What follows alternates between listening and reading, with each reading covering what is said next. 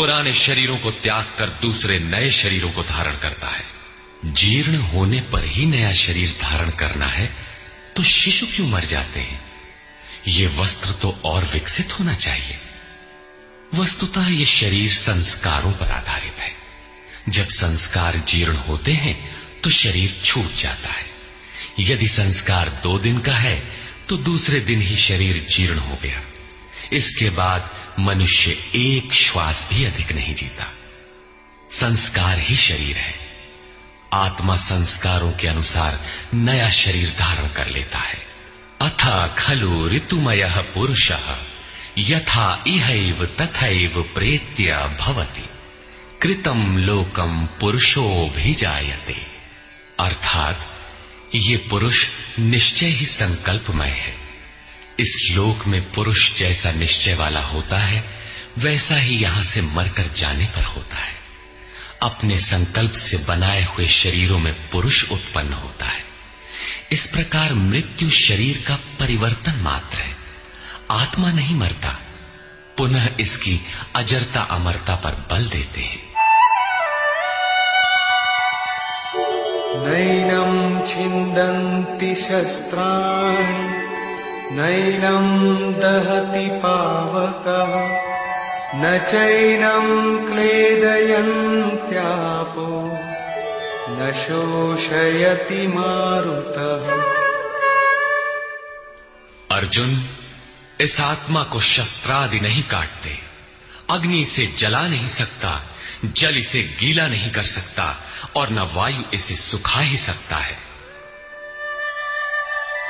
अच्छेद्यो यमदाह्योऽयम् अक्लेद्यो शोष्यैव च नित्यः सर्वगतः स्थाणुः अचलोऽयं सनातनः। ये आत्मा अच्छेद्य है, इसे छेदा नहीं जा सकता। ये अदाह्य है, इसे जलाया नहीं जा सकता। ये अक्लेद्य है, इसे गीला नहीं किया जा सकता। आकाश इसे अपने में समाहित नहीं कर सकता। ये आत्मा निसंदेह अशोष्य, सर्वव्यापक, अचल, स्थिर रहने वाला और सनातन है। अर्जुन ने कहा था कि कुल धर्म सनातन है।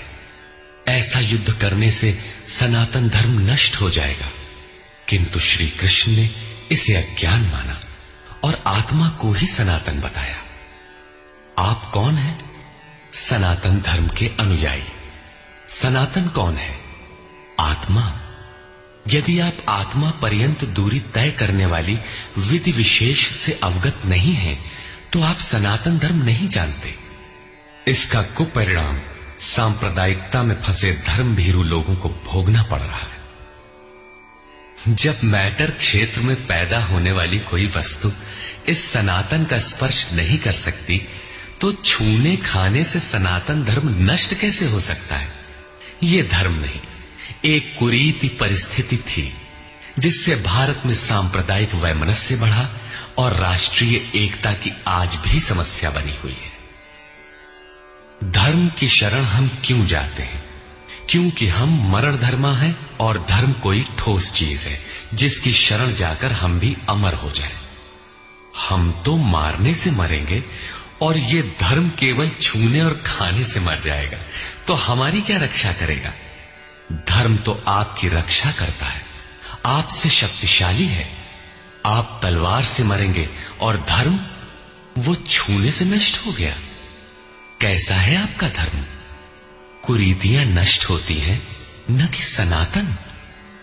सनातन तो ऐसी ठोस वस्तु है जिसे शस्त्र नहीं काटते, अग्नि जला नहीं सकता, जल इसे गीला नहीं कर सकता। खान पान तो दूर, प्रकृति में उत्पन्न कोई वस्तु उसका स्पर्श भी नहीं कर पाती, तो वो सनातन नष्ट कैसे हो गया? ऐसी ही कतिपय कुरीतियां अर्जुन काल में भी थी। उनका शिकार अर्जुन भी था। उसने विलाप करते हुए गिड़गिड़ाकर कहा कि कुल धर्म सनातन है, युद्ध से सनातन धर्म नष्ट हो जाएगा। कुल धर्म नष्ट होने से हम अनंत काल तक नरक में चले जाएंगे। किंतु श्री कृष्ण ने कहा, तू तुझे ये अज्ञान कहां से उत्पन्न हो गया? सिद्ध है कि वो कोई कुरीति थी। तभी तो श्री कृष्ण ने उसका निराकरण किया और बताया कि आत्मा ही सनातन है। यदि आप आत्मिक पथ नहीं जानते तो सनातन धर्म में आपका अभी तक प्रवेश नहीं हुआ है। जब ये सनातन शाश्वत आत्मा सबके अंदर व्याप्त है तो खोजा किसे जाए? इस पर श्री कृष्ण कहते हैं, अव्यक्तोऽयमचिन्त्योऽयम् अविकार्योऽयमुच्यते तस्मादेवं विदित्वैनं नानुशोचितुमर्हसि। ये आत्मा अव्यक्त अर्थात इंद्रियों का विषय नहीं है। इंद्रियों के द्वारा इसे समझा नहीं जा सकता। जब तक इंद्रियों और विषयों का संयोग है तब तक आत्मा तो है, किंतु उसे समझा नहीं जा सकता। वो अचिंत्य है। जब तक चित्त और चित्त की लहर है तब तक वो शाश्वत है तो, किंतु हमारे दर्शन, उपभोग और प्रवेश के लिए नहीं है। अतः चित्त का निरोध करें। पीछे श्री कृष्ण बता आए हैं कि असत वस्तु का अस्तित्व नहीं है और सत का तीनों कालों में अभाव नहीं है। वो सत है आत्मा। आत्मा ही अपरिवर्तनशील, शाश्वत, सनातन और अव्यक्त है।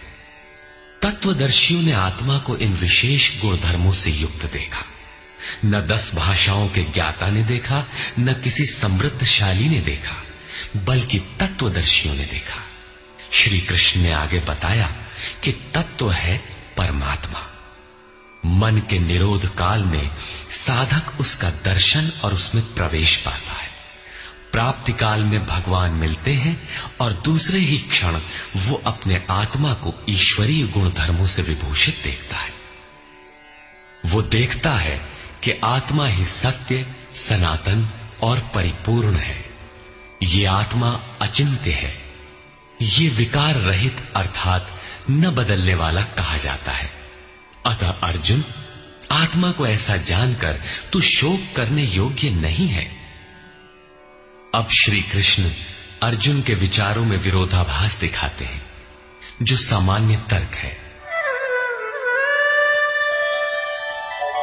अथ चैनं नित्यजातं नित्यं वा मन्यसे मृतं तथापि त्वं महाबाहो नैवं शोचितुमर्हसि। यदि तू इसे सदैव जन्मने वाला और सदा मरने वाला माने तब भी तुझे शोक नहीं करना चाहिए, क्योंकि जातस्य हि ध्रुवो मृत्युः ध्रुवं जन्म मृतस्य च तस्मादपरिहार्येऽर्थे न त्वं शोचितुमर्हसि। ऐसा मान लेने पर भी जन्मने वाले की निश्चित मृत्यु और मरने वाले का निश्चित जन्म सिद्ध होता है। इसलिए भी तू बिना उपाय वाले इस विषय में शोक करने लायक नहीं है। जिसका कोई इलाज नहीं, उसके लिए शोक करना एक अन्य दुख को आमंत्रित करना है। अव्यक्तादीनि भूतानि व्यक्तमध्यानि भारत अव्यक्तनिधनान्येव तत्र का परिदेवना। अर्जुन, संपूर्ण प्राणी जन्म से पहले बिना शरीर वाले और मरने के बाद भी बिना शरीर वाले हैं। जन्म के पूर्व और पश्चात भी दिखाई नहीं पड़ते। केवल जन्म मृत्यु के बीच में ही शरीर धारण किए हुए दिखाई देते हैं। अतः इस परिवर्तन के लिए व्यर्थ की चिंता क्यों करते हो? इस आत्मा को देखता कौन है? इस पर कहते हैं, आश्चर्यवत् पश्यति कश्चिदेनम् आश्चर्यवद्वदति तथैव चान्यः आश्चर्यवत्